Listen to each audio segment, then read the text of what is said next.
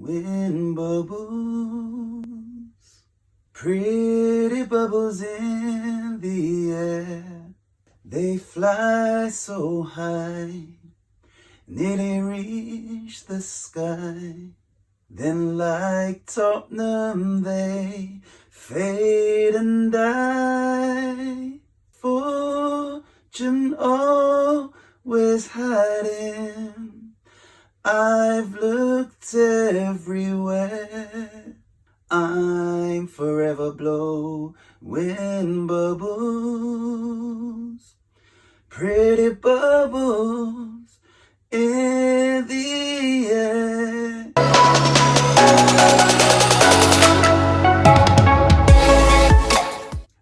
What's going on, Hammers Fans United? You know what? The team put in a lot of effort, so I put in a lot of effort changing those shirts. You know what? This is a big contrast from the last two games against Everton and Brighton. Now, I'm gonna stay small in this little bubble, and then the backdrop will remain like this for the rest of the video because they've earned it. So this is a little recognition for what we've done. Now, I'm probably going to jump from topic to topic. I don't want to stay on this too long. What I'm going to do is after this video, I'm going to go to the player ratings, and then I'm going to put the starting team and their ratings just down there. It will be on the screen for maybe 2-3 seconds. Don't want to be like all these other West Ham fan channels just talking rubbish for 3 hours. Yeah, let me just get a little negative out of the way. Now, the negative is that obviously, clearly, I'm very, very happy. Now, the negative is that we don't want to finish in 7th spot because it is actually a qualifier for the Conference League. Nothing wrong with the Conference League, but it's a qualifier. So I don't know who you would play, whether you're seeded or not. And what you don't want to do is play Roma for a qualifying to get into it. Like, remember when Astra Gugu knocked us out of was that the Europa League or was that the Intertoto? Whatever, but we didn't qualify because we didn't get through the qualified stages. So if we get 6th, which we're currently holding on to, if we get 6th place, then it's guaranteed automatic straight into the Europa League. So yeah, like, let's not go 7th and have to go for a qualifier.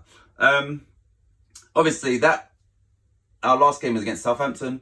We're at home, we'll have our fans, but last night proved that the fans doesn't necessarily guarantee you, it doesn't guarantee you anything. So the team needs to do it itself rather than rely on the fans. I know the fans is going to be in full voice, but if it was a game like last night where we missed the penalty after, I don't know, 3 minutes, even though we received the penalty after 40 seconds, then we know that the fans could sort of get nervous, and rightly so. So I'm hoping that West Ham just go out there and just do the business in the next game against Southampton. Right, let's move on to, let me start with David Moyes. We always leave the manager to last.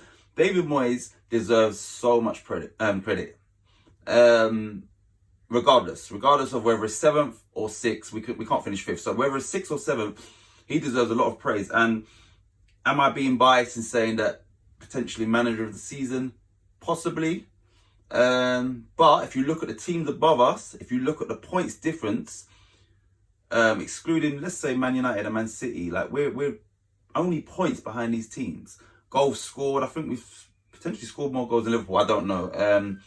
But Chelsea, I know we scored more goals than Chelsea. So the money that these teams have spent, the firepower that they have, and we've only got one striker who's not really a striker, and he's been injured through parts of the season. So for us to even outscore some of these teams is great credit to the team, but also David Moyes.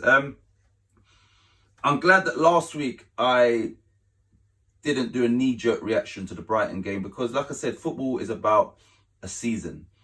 And most of the time, if you go down, you deserve to go down. So even if you win the last 6 games and you still go down, that means over the course of the season, you deserve to go down. So West Ham, man, it's full praise. And I'm going to say this, regardless of what happens on must be, I don't know if it's Saturday or Sunday, but regardless of what happens in the next game, I'm going to put this out there and say, you know what? Fantastic season, fantastic effort. Yes, when Antonio Ogbonna and Rice are out of the team, it affects us. It really does affect us. And I'll say it again, I genuinely believe if we somehow could have kept our full strength team for the whole season, I think we would have got Champions League, because we didn't have no other distractions, unlike these other teams. So we was only playing one game a week. The Declan Rice injury, obviously, once again, it weren't even with us. Like, it was for England in like a almost pointless game, and that's just West Ham's luck. It's happened before. Yeah, so I just hope that we get 6th place. Now, let's go to last night's game. When Declan Rice missed that penalty, like, I was thinking, oh my days, like, let's just say, like, let me be Mr. Doomsday, and let's say, like, in the summer, we didn't get Europe, and he trudged off to another club. I've been thinking, hold on a minute, you missed the penalty that would have got us into Europe and possibly made you stay, or you would have left by, you know, like, you played a role in getting us into Europe. Now you missed the penalty, and you've just, obviously that's just me being like, you know, like, come on, man, this guy's done a lot for West Ham. So, but that could have been a scenario, like, yeah, he misses a penalty and then he trudges off to play in Champions League with Man United or City or Chelsea, whoever, and we're finishing 8th after we could have finished 6th. But yeah, now their goal, who do I blame?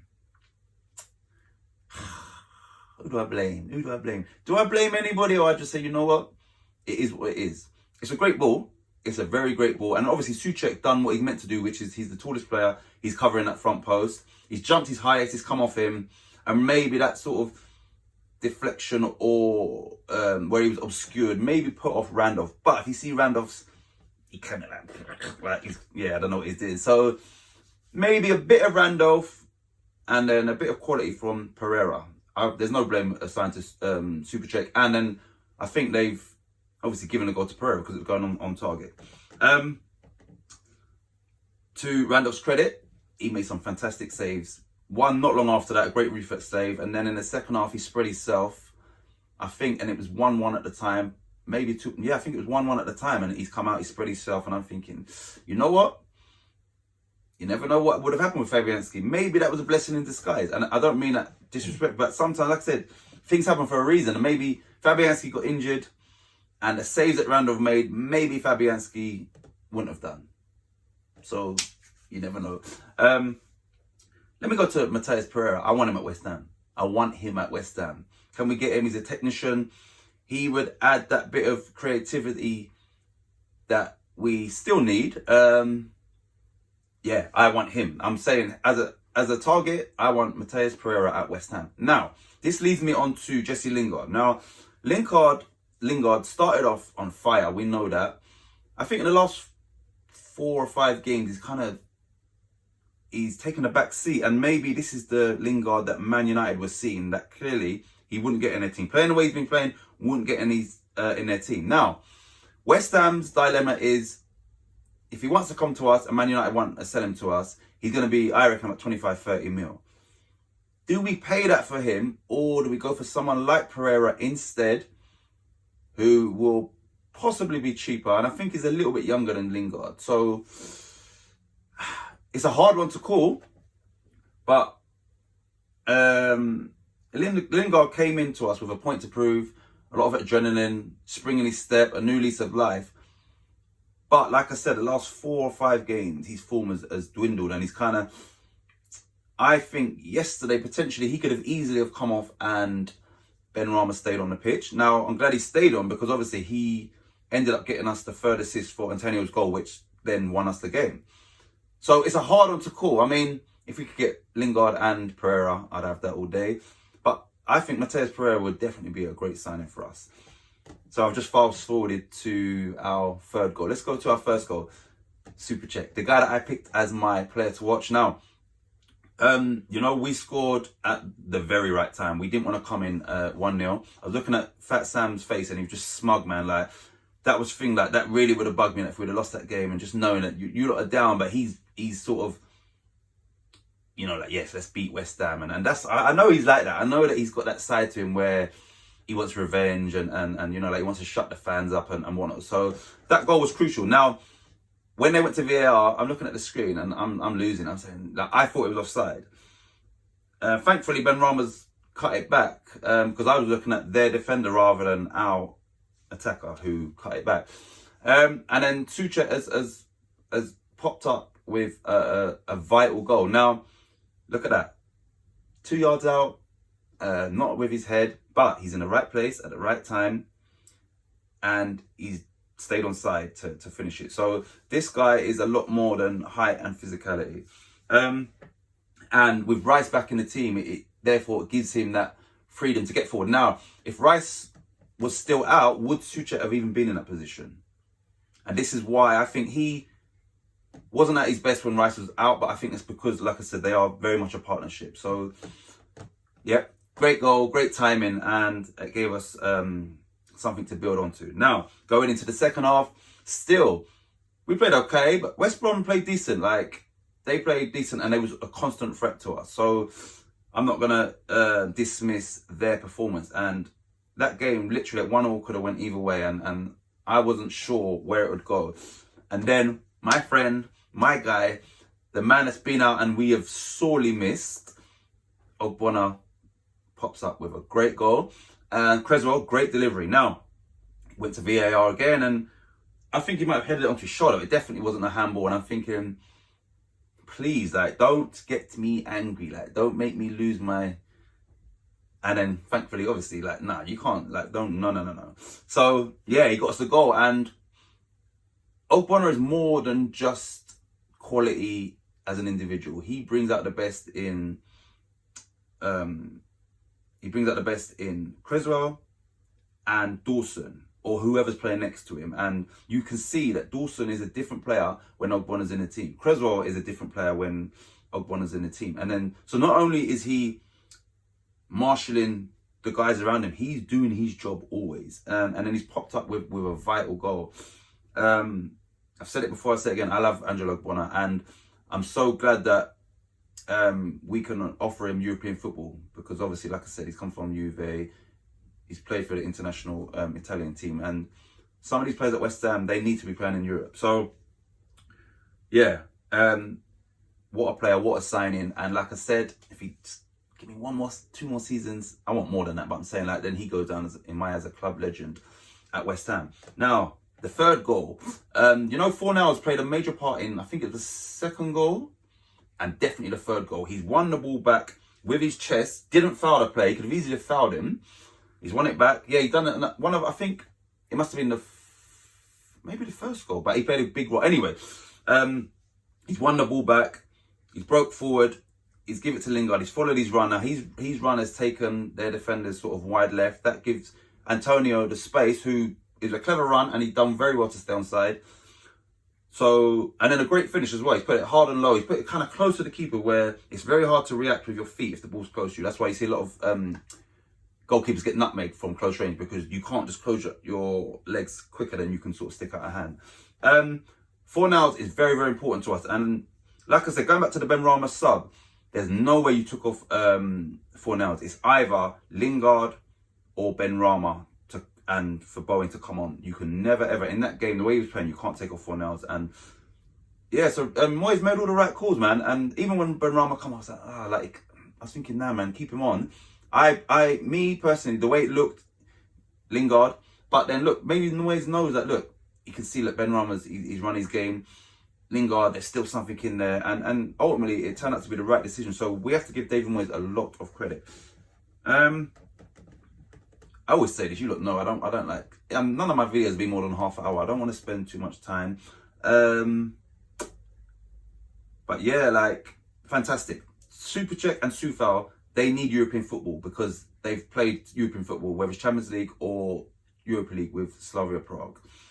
Declan Rice, I think if he's playing in Europa League, maybe the Conference League, but I'm saying definitely Europa League. Like, you've got no need to go nowhere else. Like, you're part of West Ham. You're part of this progression, and it's been massive progression. So he needs that.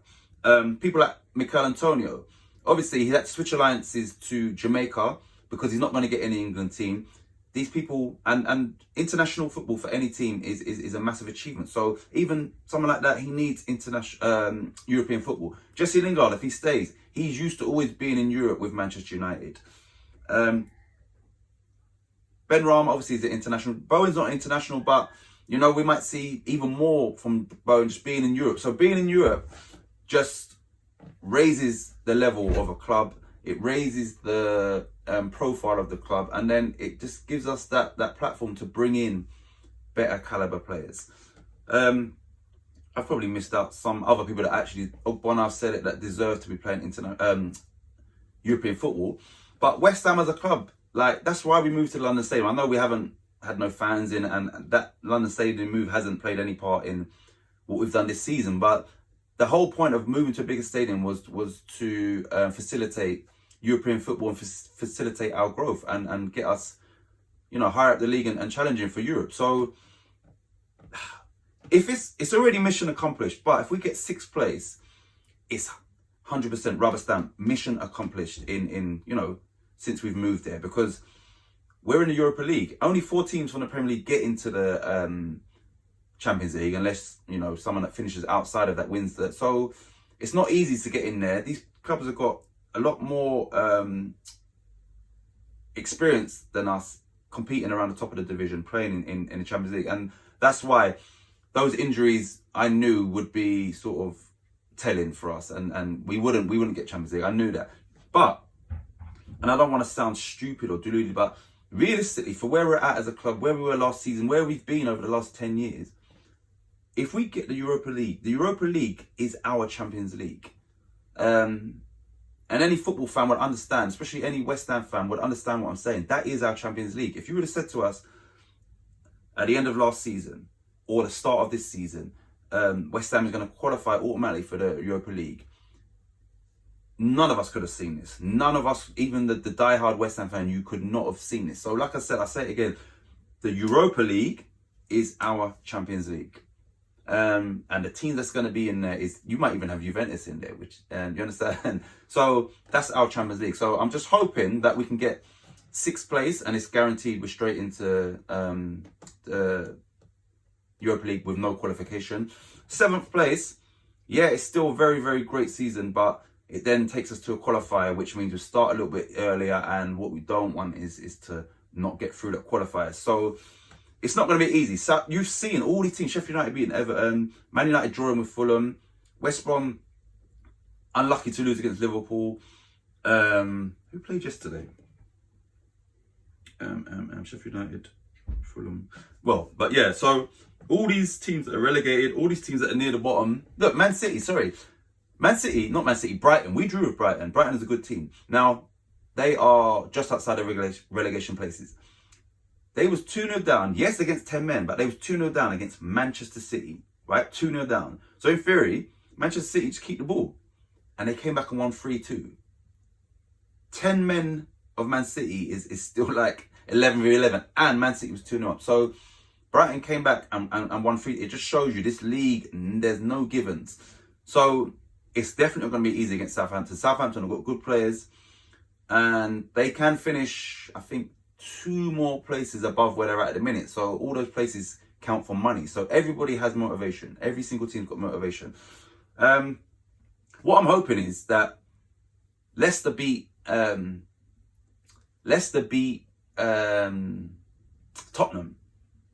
because then that way, I think, regardless of our result, we're still going to get 6th. So yes, it's in our hands, but I'm just hoping that Leicester beat Spurs, and I hope Everton and Arsenal jump above Spurs, like, you know, so this is my perfect season. We finish 6th, whether it's with a win, you know, or whether Spurs lose. But actually, my perfect scenario is Spurs lose and Arsenal and Everton win, so they both jump above them. Spurs get no European football. Harry Kane leaves them. We finish 6th, and yeah, that's a perfect scenario for me. So please, I'm going to put it out there. West Ham win. Not that we have to if Spurs lose. West Ham win. Spurs lose. Arsenal win. Everton win. Spurs finish in, I think, 9th. Spurs finished in 9th, below Arsenal, who have had a shocking season. That's perfect. That is, that's perfect. Yeah, I hope I haven't missed anything. I hope this is not too long. And yeah, once again, what a season. What an achievement. Well done, the whole squad. This is a 38 game season, 37 games in. We've matched our Premier League points record. We've beaten our Premier League win or victories record. I think that was 17. We've got 18 now, I think. I'm sure we've beat it. So I think one more point would beat our Premier League highest ever points tally. Now, I want 3 points so that we kind of not smash it, but we understand we beat it by as many points as possible. So what a season. It's already been a great season. Europa League qualification would be fantastic. What an achievement, boys. I'm so happy. I'm so happy. I'm so happy. West Ham, well done. Well done. Well done, everybody. Everybody. You know, the backroom staff. You see your Nolans and Stuart Pearce's and Alan Irvine. These people deserve a lot of credit. Everybody. And I mean that, like, obviously, like, just everybody at West Ham. Everyone deserves credit. Not just the players, not just the manager, not just the backroom team. Everybody. The board. Yeah, the board. Let's see what they do if we do get Europa League. Let's see how they back us, because we're going to need 5 or 6 quality players, because obviously we're going to need to manage the squad. Look, even with playing just Premier League this year, the injuries have cost us. So yeah, now we'll see what the owners are about, especially if we get the 6th place. So yeah, well done, everybody. If you have any dreams, any goals, any aspirations in life, stay focused, stay on track. Don't be deterred. Don't let no one put you off. Don't let no one sway your thoughts. Don't let no one tell you you can't do what you want to do. Invest in yourself. And yeah, just stay on track. Southampton at home, in front of the fans. Last game of the season, 3 points and Europa League qualification. Our Champions League. Come on, you Irons.